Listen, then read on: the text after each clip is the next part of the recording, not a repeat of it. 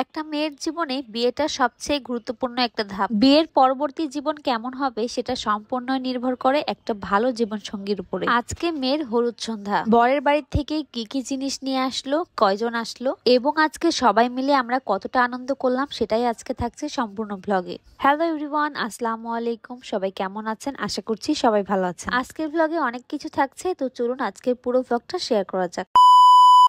আজকে আমাদের মেয়ের বিয়ে, তাই তো আমাদের অনেক দায়িত্ব। তাই সকাল সকাল চলে গিয়েছিলাম বিয়ে বাড়িতে, আর সেখানে গিয়ে দেখছি যে বিয়ের আয়োজন একদম শুরু হয়ে গিয়েছে। আজকে প্রথমবারের মতো এ বাড়িতে আসলাম, মেয়ের বিয়েতেই আসা হলো, এর আগে কখনোই আসা হয়নি। তো ভিডিওটা সম্পূর্ণ দেখলে কিন্তু বুঝতে পারবেন আসল ঘটনা কি। তো এই তো সকাল সকাল আমরা চলে গিয়েছিলাম, আর গিয়েই 2 তলাতে বসে নাস্তা করে তারপর চলে গেলাম 3 তলাতে। আর সেখানে গিয়ে দেখছি সুন্দর করে স্টেজ সাজানো হয়েছে। তো আমরা একটু চারিদিক ঘুরে ঘুরে দেখছিলাম। স্টেজ সাজানোটা অনেক সুন্দর হয়েছে, কালার কম্বিনেশন এবং ফুলের কম্বিনেশনটা খুবই ভালো লেগেছে আমার কাছে। তো এখানে কোণের বসার জায়গা ছিল, আর এই সাইডে বসার জায়গা ছিল অন্যান্য মানুষদের। যেহেতু আমরা বেশ সকাল সকালে পৌঁছে গিয়েছিলাম, আর অনুষ্ঠানটা হবে একদম রাত্রের দিকে, মানে সন্ধ্যার পরপরই শুরু হয়ে যাবে। তো এই স্টেজ দেখার পরে আমরা এই তো রুমে চলে আসলাম, আর সেখানে দেখছি কিউট একটা বিলাই। এটা কিন্তু পোষা বিড়াল ছিল, দেখতে খুবই কিউট লাগছিল। আমরা সবাই মিলে বিড়ালটাকে বেশ আদর করছিলাম, সে বেশ আনন্দ পাচ্ছিল। আর পাশে ছিল খুবই সুন্দর একটা অ্যাকুরিয়াম,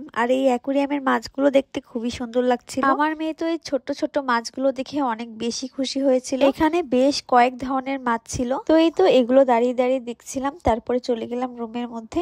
আর এদিকে আমার মেয়ে তো বিড়াল কোলে করে নিয়ে মহা খুশি। তবে আমাদের যেহেতু বিড়াল পালার কোনো অভ্যেস নেই, তাই বিড়াল দেখে কেন জানি ভয় লাগছিল যে আছড়ে দেবে এই কারণে। আর নিচে যাওয়ার আগে দেখছিলাম আমাদের কুষ্টিয়ার লাভলি টাওয়ার দেখা যাচ্ছে 3 তলার উপর থেকে। কুষ্টিয়ায় থাকে অথচ লাভলি টাওয়ার চিনে না এমন মানুষের সংখ্যা খুবই কম। আর এই তো এখানে আমার মেয়ে তো এই সব ফুলদানিগুলো নামাচ্ছিল আর দেখছিল। তার বোনেদের এইসব ছোট ছোট জিনিসগুলো সে দেখে খুবই খুশি হচ্ছিল।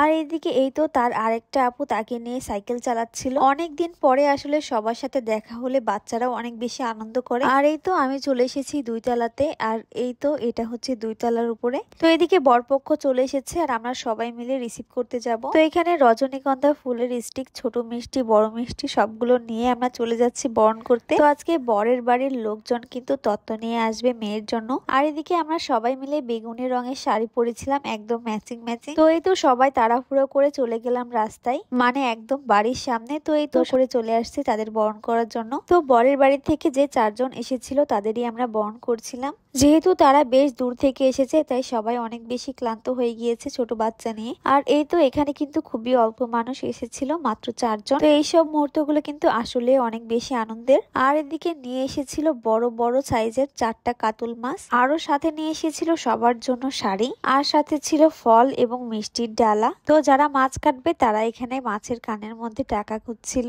এগুলো দেখতেও বেশ অনেক ভালো লাগে। আর এই তো কনের জন্য যা যা নিয়ে এসেছিল একদম লাগেজ ভর্তি করে অনেক কিছু ছিল। এটা তো 3 তলার উপরে এই লাগেজটা তুলতে অনেকের একদম ঘাম ছুটে গিয়েছে। তো যাই হোক, এই তো সব জিনিসপত্র আনার পরে এখন মেয়েকে সাজানো হবে। আর এটা ছিল গায়ে হলুদের শাড়ি। গায়ে হলুদের শাড়িটাও বেশ সুন্দর ছিল, একদম হলুদ রঙের আর গোলাপি কালারের পার, খুবই সুন্দর লাগছিল। আর এই সাইডে চলছিল ক্ষীর খাওয়ানোর, প্লেট সাজানোর পালা। তো যাই হোক, নিচে এসে খাওয়া দাওয়া করে চলে আসলাম বাহিরের দিকে। আর এদিকে একদম সন্ধ্যা হয়ে গিয়েছে, আর এই তো কনেকেও সাজানো প্রায় শেষের দিকে, আর এখনই শুরু হবে মূল অনুষ্ঠান। তো যেহেতু ক্ষীর খাওয়ানোর পরে আমরা বাসায় রওনা হব, তাই তাড়াহুড়ো করে চলে আসলাম উপরে। আর এটা ছিল আমার খালাতো ননদের মেয়ের বিয়ে, সম্পর্কে আমি হচ্ছি মামি। তো এই তো সবাই এক এক করে মেয়েকে ক্ষীর খাওয়াচ্ছিলাম। তো ইনশাল্লাহ বিয়ের ব্লগও আপনাদের সাথে শেয়ার করব। তো সবাই তার নতুন জীবনের জন্য অনেক অনেক দোয়া রাখবেন। তো যারা যারা না টেনে আমার ভিডিওটা এতক্ষণ দেখছেন তাদেরকে অসংখ্য ধন্যবাদ। আজকের ব্লগটা কেমন লাগলো অবশ্যই একটা কমেন্ট করে জানাবেন, আর ভালো লাগলে পেজটি ফলো করবেন, তাহলে সবার আগে ভিডিওটা আপনার কাছে পৌঁছে যাবে। তো বাসায় আসার পথে এখানে গরম গরম ফুচকা খাচ্ছিলাম। তো আজকে এই পর্যন্তই, আল্লাহ হাফেজ, আসসালামু আলাইকুম।